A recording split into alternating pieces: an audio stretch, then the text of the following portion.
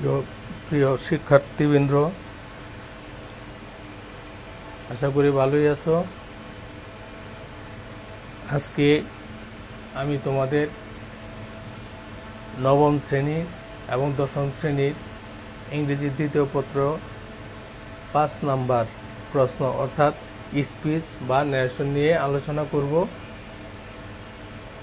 এবং অষ্টম শ্রেণীর শিক্ষার্থী তোমরা যারা আছো তোমরাও দেখতে পারো, তোমাদের প্রশ্ন নাম্বার 4 এবং নবম দশম শ্রেণীর প্রশ্ন নাম্বার হলো 5। আমি এখন এই স্পিচ পরিবর্তন করব। এই পরিবর্তনের পূর্বে দেখো আমাদের কিছু নিয়ম জানতে হবে। সেটা হলো এই ইনভার্টেড কমাটার কাজ কি সেটা জানতে হবে, এই রিপোর্টিং ভার্ব কোনটা সেটা জানতে হবে। ঠিক আছে, তাহলে দেখো ডাইরেক্ট ন্যারেশন থেকে ইনডাইরেক্ট ন্যারেশন যখন আমরা করব, এই 5টা পরিবর্তন হবে, সেটা আমাদের লক্ষ্য রাখতে হবে। 1 নাম্বার পরিবর্তন হলো সাবজেক্টে পরিবর্তন হবে রিপোর্টেড স্পিচে। 2 নাম্বার অবজেক্টের পরিবর্তন হবে রিপোর্টেড স্পিচে। 3 নাম্বার পজিটিভের পরিবর্তন হবে রিপোর্টেড স্পিচে। 4 নাম্বার টেন্সের পরিবর্তন হবে। 5 নাম্বার নৈকট্যসূচক শব্দগুলো দূরত্বসূচক হবে। নৈকট্য অর্থাৎ নৈকট্যসূচক শব্দগুলো দূরত্ব সূচক শব্দে পরিণত হবে। এই জিনিসগুলো আমাদের লক্ষ্য রাখতে হবে। আমি এখন মুছে দিচ্ছি।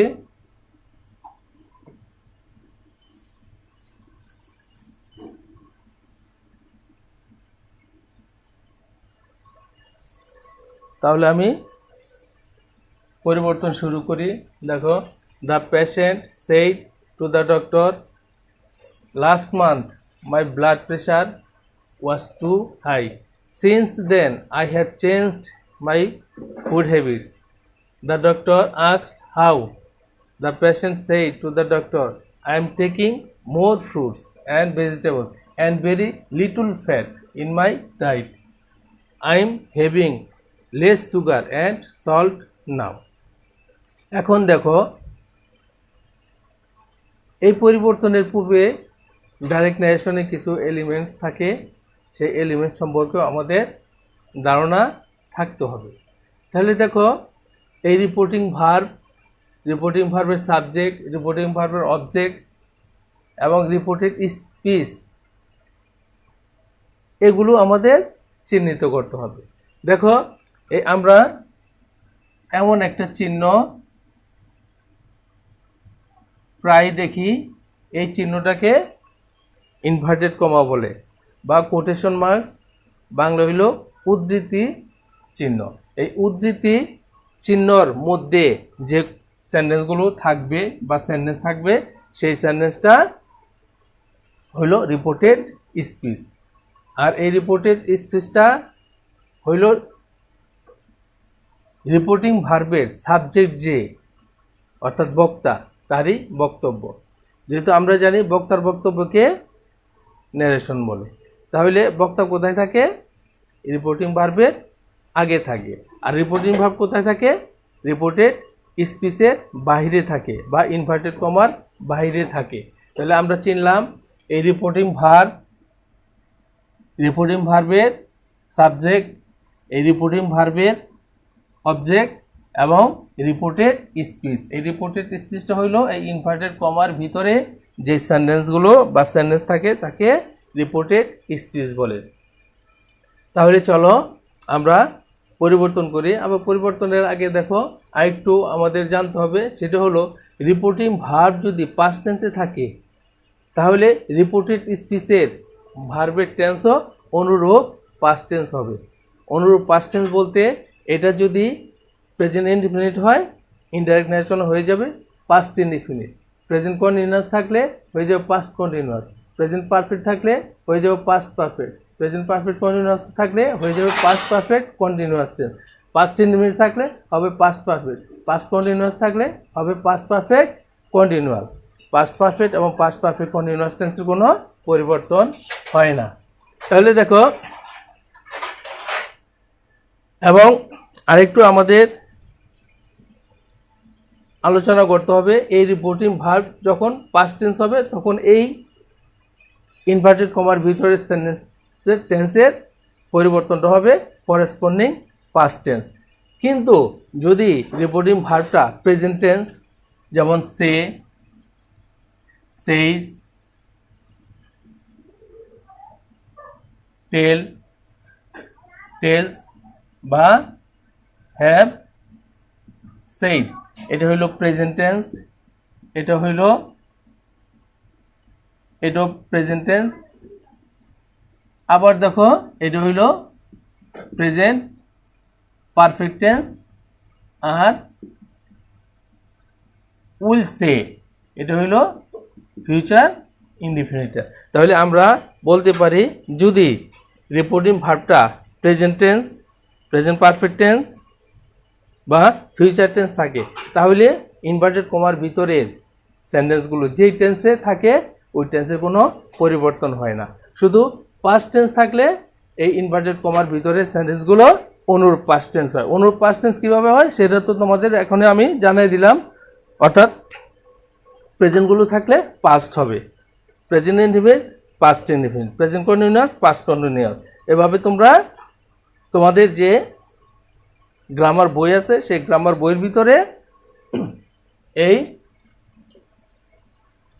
বিষয়বস্তুগুলো পড়ে নেবা, তোমাদের জন্য অনেক উপকার হবে এবং পরীক্ষায় ভালো নাম্বার পেতে পারবে। তাহলে দেখো, আমরা এখন শুরু করি। The patient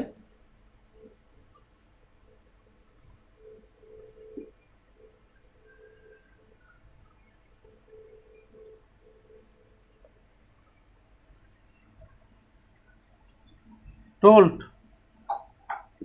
the doctor। এখন দেখো, এই রিপোর্টিং ভার্বটা সেট ছিল, হয়ে গেল টোল্ড। কি জন্য টোল্ড হলো? রিপোর্টিং ভার্বের পরে যদি অবজেক্ট থাকে তাহলে সেটটা পরিবর্তিত হয়ে টোল্ড হয়ে যাবে। এবং এটা মনে রাখবা, সেটের পরে টু হয়, টোল্ডের পরে টু হয় না, তাই এখানে টু আমরা লিখলাম না। The patient told the doctor. এরপরে দেখো, এখানে এ কমা আছে, কমা উঠে গিয়ে দ্যাট হবে, যেহেতু এই ইনভার্টেড কমার ভিতরে যে সেন্টেন্সটা আছে সেই সেন্টেন্সটা হলো অ্যাসার্টিভ সেন্টেন্স। অ্যাসার্টিভ সেন্টেন্সে কমা উঠে গিয়ে কনজাংশন হিসাবে দ্যাট বসে। তাহলে the patient told the doctor that last month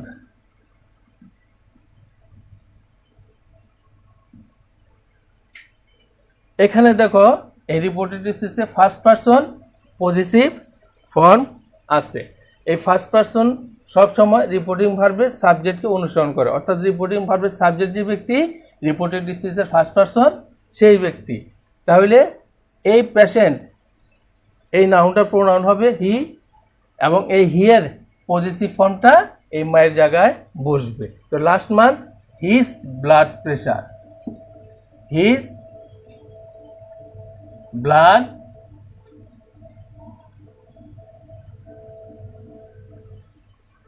pressure. এখন দেখো, এই সেন্টেন্সটা আছে পাস্ট ইনডিফিনিট টেন্স, হয়ে যাব পাস্ট পারফেক্ট টেন্স। আগেই বলছি, পাস্ট ইনডিফিনিট যদি থাকে হয়ে যাব পাস্ট পারফেক্ট। তো ব্লাড প্রেশার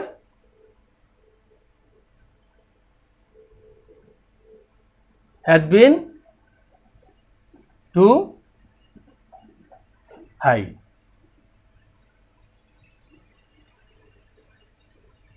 এরপরে দেখো, এই বক্তার বক্তব্য যদি পরপর দুইবার থাকে তাহলে এন্ড দিয়ে যুক্ত করে আমরা দিতে পারি, এন্ড অ্যাডেড দ্যাট। যেহেতু এই সেন্টেন্সটাও অ্যাসার্টিভ সেন্টেন্স, এই জন্য অ্যান্ড অ্যাডেড দিয়ে কনজাংশন হিসাবে দ্যাট আমরা যুক্ত করলাম অ্যান্ড অ্যাডেড দ্যাট সিন্স দেন।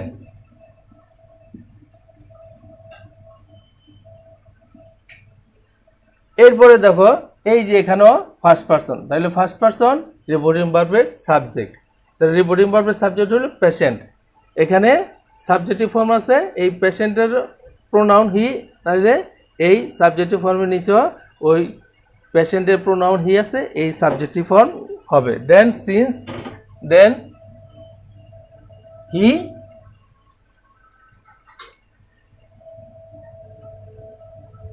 দেখো প্রেজেন্ট পারফেক্ট টেন্স আছে, হয়ে যাবে past perfect tense. Then he had changed,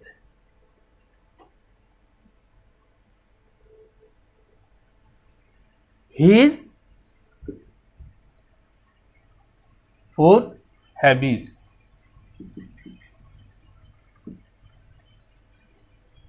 এই ইনভার্টেড কমা এখানে শেষ, অতএব আমাদের ইনডাইরেক্ট ন্যারেশনের এখানেও সেন্টেন্সটা শেষ হয়ে গেল, যার কারণে আমরা ফুল স্টপ দিয়ে শেষ করে দিলাম। এরপরে আসো, the doctor asked how, doctor জিজ্ঞেস করলো হাউ, কিভাবে। এই যে আগে যে বললো I have changed my food habits, আমি আমার খাদ্য অভ্যাস পরিবর্তন করেছি। এরপরে ডাক্তার বললো যে কিভাবে, তখন দেখো এই হাউ দিয়ে একটা সেন্টেন্স কিন্তু বোঝানো হয়েছে। ডাক্তার এইভাবেই বলছে তাকে হাউ, অর্থাৎ how did you change your bad habits. সেন্টেন্সটা এরকম, how did you change your food habits. এই সেন্টেন্সটাকে সংক্ষিপ্তভাবে শুধু হাউ দিয়ে করা হয়েছে, কিন্তু আমরা যখন ইনডাইরেক্ট ন্যারেশন করব তখন কিন্তু এই সেন্টেন্সটা পুরোই লিখতে হবে। হাউ শুধু হাউ দিয়ে সেন্টেন্সটা লিখলে ইনডাইরেক্ট ন্যারেশনে হবে না। তাই দেখো আমরা এখানে সেন্টেন্সটা লিখব, the doctor asked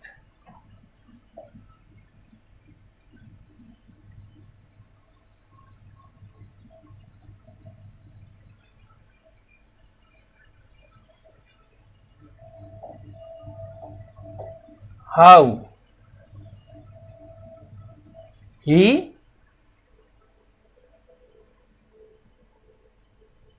had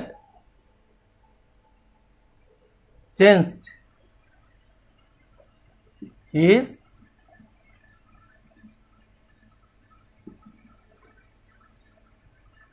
food habits.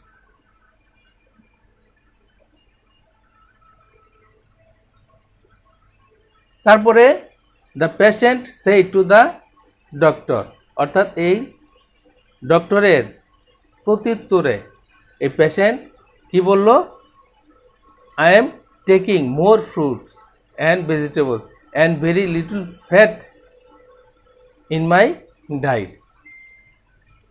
তাহলে আমরা এইভাবে লিখতে পারি, the patient replied, the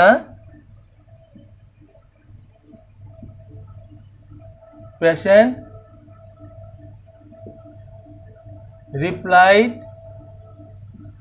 that, এই সেন্টেন্সটা আছে প্রেজেন্ট কন্টিনিউয়াস টেন্স, হয়ে যাব পাস্ট কন্টিনিউয়াস টেন্স। এটা সাবজেক্টটা আছে ফার্স্ট পারসন, অতএব এই ফার্স্ট পারসন সবসময় রিপোর্টিং ভার্বের সাবজেক্টকে অনুসরণ করে। তাহলে এর পেশেন্ট না লিখে আমরা এই আয়ের জায়গায় লিখব এই পেশেন্টের প্রোনাউন হি। তাহলে the patient replied that he was taking more fruits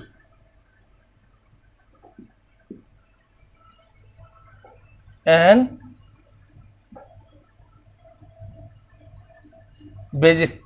vegetables and very little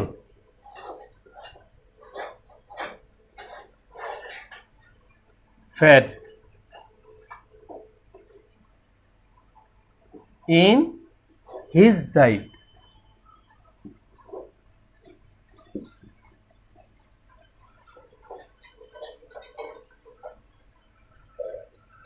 এরপরে দেখো তার আরেকটা বক্তব্য আছে, I am having less sugar and salt now. তাহলে যেহেতু তার আরেকটা বক্তব্য আছে, অত আমরা এন দিয়ে সে বক্তব্যটা যুক্ত করে দেব। And added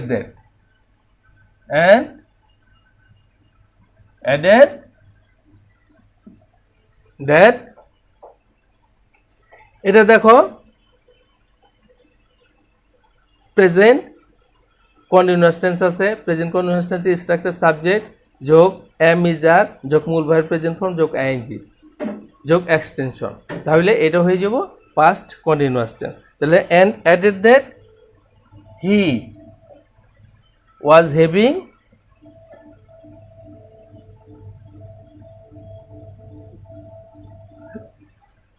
less sugar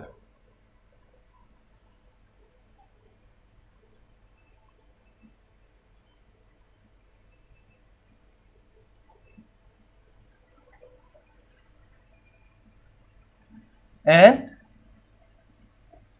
salt। এই নাউটা দেনে পরিণত হবে।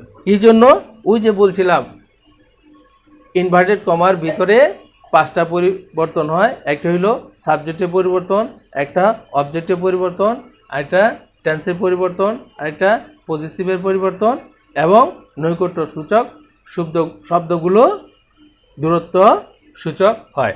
তাই এই নাউটা দেনে পরিণত হবে। তাহলে শিক্ষার্থীরা আজকে আমি তোমাদের জন্য একটা প্যাসেজ ন্যারেশন ডাইরেক্ট থেকে কিভাবে ইনডাইরেক্ট করতে হয় সেটা দেখালাম।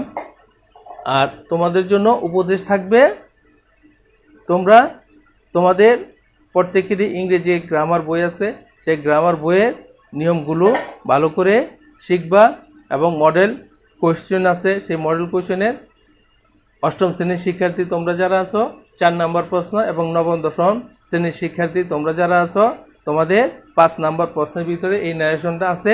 ওই মডেল কোয়েশ্চেনের 2, 4, 5, 10টা মডেল কোয়েশ্চেন খুব ভালোভাবে যদি এই 5 নম্বর প্রশ্নটা পড়ো, সলভ করো, তাহলে অবশ্যই পরীক্ষায় তোমরা ভালো ফলাফল করতে পারবা।